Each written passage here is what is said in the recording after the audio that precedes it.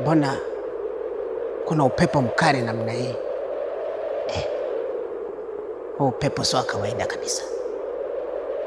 Kwani kuna mtu anakuja?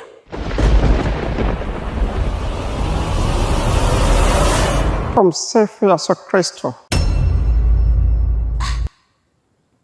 Kardinali, ni wewe baba? Ndio mimi. Siku zote kiumbe alozaliwa na mwanamke, siku zake za kuishi zinahesabika. Hivyo tutarudi nyumbani kwa Mungu Baba aliyotuumba, kwa sababu yeye ndio mwenye mamlaka makubwa. Karibu sana baba, japo ni mapema sana kuona huku. Sisi tumekuacha kule duniani ili uweze kuendelea kuwaongoza wanadamu, lakini nashangaa nimeona upepo mkali kweli. Kumbe mtu wa Mungu ndio amerudi kwa Baba wa mbinguni.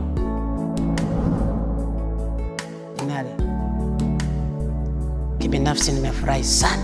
Nilisikia hapa kuhusu masuala ya dini yanaendelea vizuri, lakini manake nilisikia sijui kuna waraka huu, kuna waraka nyinyi wachungaji, kuna waraka sijui kutoka sehemu gani. Kwa kweli yamemalizika kiusalama kabisa. Sawa sawa. Nilipata muda nikazungumza na kila jambo linakwenda vizuri. Mimi nimefurahi sana kama mambo yako hivyo. Nakumbuka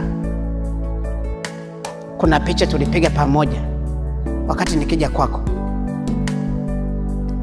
Ile picha wakati mimi nimekuja huku ikawa inasadifu kwamba umebaki wewe ukiwa hai, mimi nimetangulia.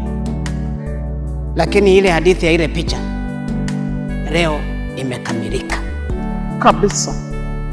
Na vipi kijana wangu Makonda yupo?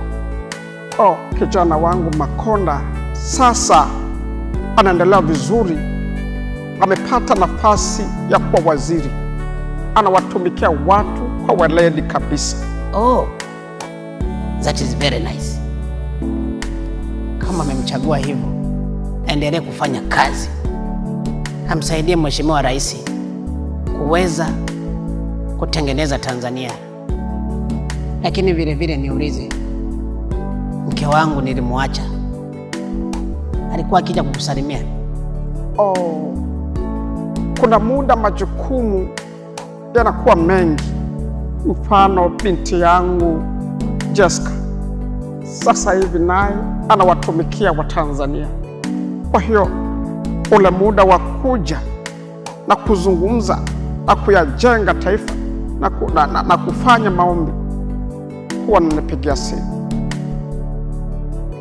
Natambua majukumu ni mengi bwana, lakini nina imani alikuaga vizuri sana na binti yangu Jessica. Na vile vile niseme kama alivyosema mzee Mwinyi, tutengeneze hadithi zilizokuwa nzuri kabisa katika taifa ama tukiwa duniani. Yale yote yatasadifu pale Mungu Baba atakapokuita.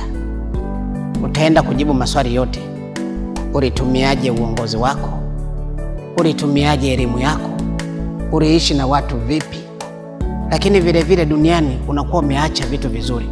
Kardinali, nazungumza haya kwa sababu ninafahamu wanadamu ni watu wa kusahau.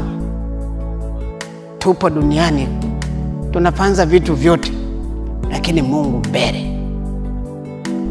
Kwa hiyo niseme tu nashukuru sana hata kwa kuchagua kunitokea mimi. Wapo wazee wengi ungewatokea tu, kama mzee Nyerere na mzee nani, lakini umenichagua mimi. Usisikitike, furahia maisha tulioishi. Yale yalikuwa ni sadaka, lakini huku ndio sehemu yetu ya milele. Tunaenda kwa amani ya Bwana. Nionyeshe sehemu yangu, tupate kufurahi na Mungu Mwenyezi, Muumba mbingu na ardhi. Sawa sawa, tunaweza tukatembea kwa amani, tukaenda katika makazi yetu ya milele. Kardinali. Aha, kweli nimeamini. Vizuri huwa vidumu. Huku kuna upepo mkali sana, inabidi tu uzoee tu. Lakini kama ulivyosema, umetukuka kweli upepo.